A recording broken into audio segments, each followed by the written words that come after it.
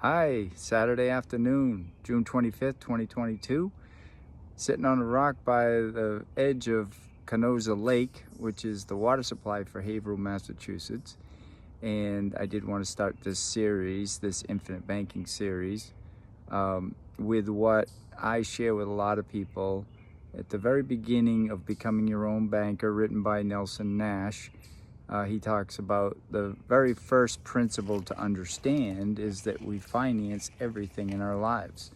And I get various reactions from people on that, like, oh, really? Or I do, or I don't finance anything, I pay cash. And that's a great one when they respond with that, because I say, well, then you're self-financing, because that money never grows. You just give it to somebody else for whatever thing you exchanged it for.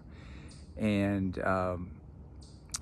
so that's the beginning. And what struck me this week was I was on a discussions list on Telegram with something called Silver is Money, and then there's a private group spin-off from that called Silver Gold Stocks.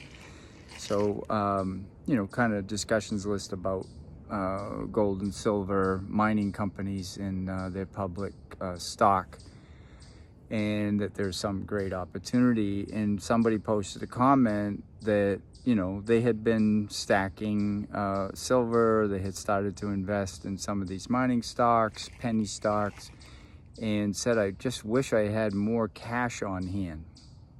And that struck me that that's the general idea, is we need an emergency fund in case things happen in our lives that we don't plan on, but we know that they could happen, so we have that. But we also want to have money set aside to take advantage of opportunities also.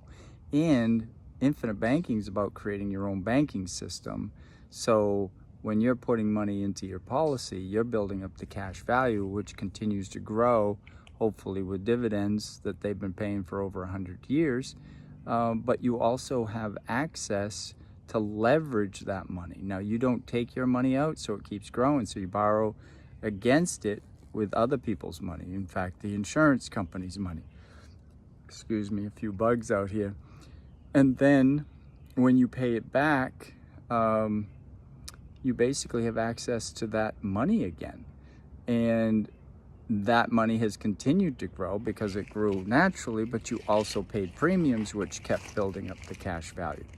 So it's really about, not giving away as much of your money, and to be continued.